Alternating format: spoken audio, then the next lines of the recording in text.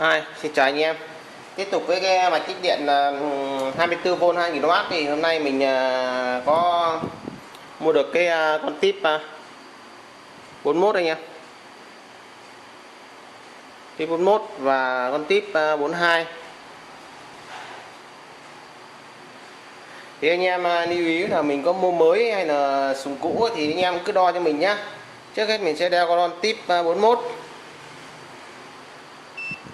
Đo con tip 41 thì anh em trước hết cái que đỏ thì mình để sang bên tay trước mặt mình này, bên tay trái nhá. Chân đầu tiên. Chân đầu tiên thì mình sẽ đo. Chân này lên, chân thứ hai nó lên. Thì anh em lại đổi lại que cho mình, đổi lại que thì tay que đen lại sang bên tay trái cho mình. Chân đầu tiên. Chân thứ nhất que đỏ, chân thứ hai cái đỏ nó đều không lên thì là nó sống anh em nhé. Và tiếp tục về sẽ con này là con tip 42. Que đen thì anh em lại cho sang bên tay trái trước mặt mình, trước mặt thì cái đỏ, chân giữa, chân thứ hai thì nó vẫn lên, thì nó lên anh em nhé. Tip 42 thì nó lại ngược cái tip 41 thì anh em lại đổi ngược lại cái đỏ vào chân đầu tiên bên tay trái mình đối diện với anh em thì que đen chân thứ hai nó không lên và que đen chân thứ ba nó không lên, nên nó sống anh em nhé. Thì tiếp tục bây giờ thì mình bắt tay mình hàn. Mình đã hàn hết 7 con vào đây rồi cho đỡ mất thời gian anh em xem video, bởi vì mình chỉ đo để anh em biết, anh em có thể kiểm tra và đo nó sống chết thôi, chứ còn hàn thì ai biết hàn rồi. Anh em hàn đây, đấy mình đã hàn đây thì anh em lưu ý nhá, đây này nó có cái gạch màu trắng này, cái gạch gạch này anh em phải để ý cái gạch gạch này, cái sọc sọc trắng trắng này của chợ chân con tip 41 nó có cái tên của nó rồi, người ta đặt tên rồi thì anh em cứ thế con nào tên như nào thì em đặt đấy. Thì cái gạch trắng trắng này nó cái sườn của cái lưng của con tip 41 này, thì anh em quay cái lưng trắng này vào cái chỗ gạch gạch đấy, đó hoặc gạch gạch đấy đúng chiều anh em nhé, không có lẫn nhá, là sai chết ngắc anh em nhé. Đó rồi anh em thả vào để anh em hàn.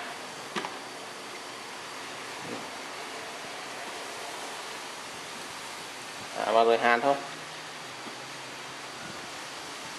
Cái này mình hàn từng con thì nó hơi khó tí, mình không bẻ chân đâu, mình bẻ chân nó xấu chân, mình không bẻ, mình để cái này mình giữ rồi mình hàn một chân rồi mình nắn nó thẳng với nhau, rồi bắt đầu thì mình mới anh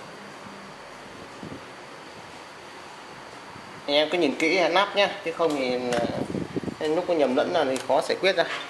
Đấy mình hàn một chân cho nó đứng nó thẳng tắp thẳng song song với nhau, anh em nhìn thấy không, mình làm nó phải thẳng, nó phải đẹp, nó thẳng song song nhau rồi, nó thẳng xong rồi thì bắt đầu mình hàn các chân khác. Thì bây giờ mình mới cho cái nhựa thông vào, mình sẽ hàn các chân khác. Khi mà cho nhiều nhựa thông vào thì mình rửa, đó rồi mình hàn chân khác.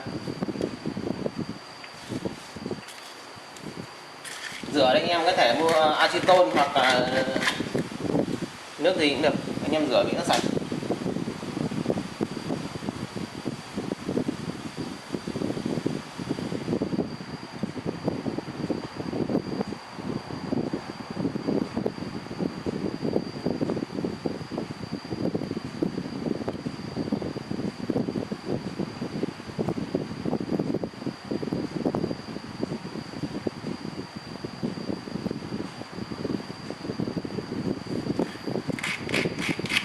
Tất cả cái chân này mình mới gá vào đây thôi, chứ mình chưa mình gá một chân rồi mình nắn nó thẳng ra, bắt đầu mình mới hàn.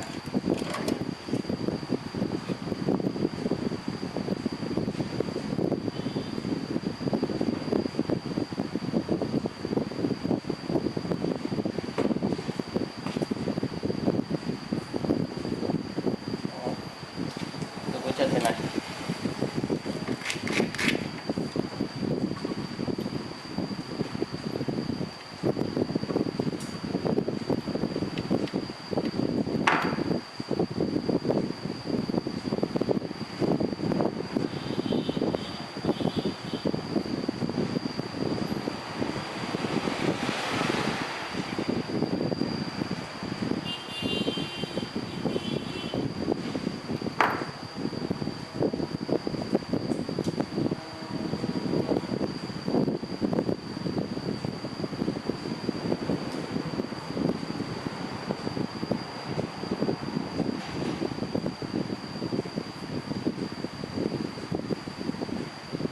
Vậy xong rồi đấy, mình bấm chân đi.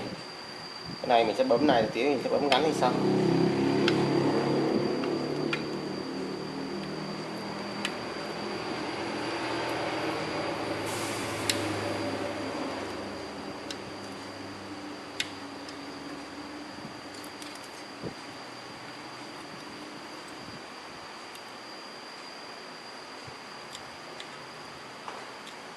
Anh em cứ đo nó sống xong thì mình hạ. Còn nếu ý là anh em cứ chậm thôi, chứ không phải nhanh. Mình để ý cái chân của nó chiều, cái hướng của nó không phải nhầm, lúc đấy nó mệt lắm.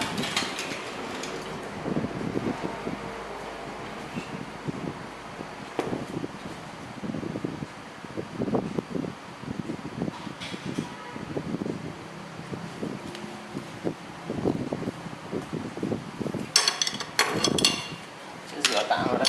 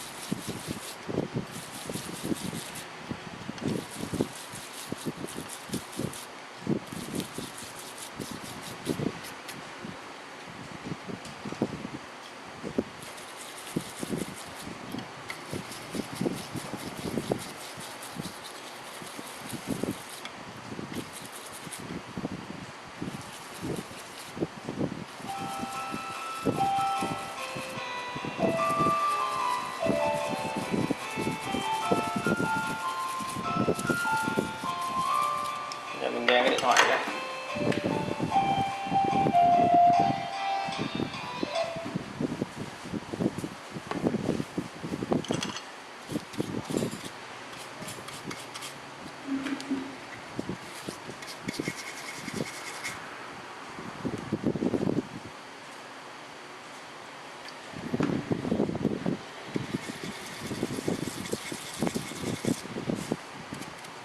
Em ơi, đấy, rửa đi là nó sạch sẽ, sạch tinh thôi. Không rồi nhìn chân nào nó ấy thì mình bấm lại.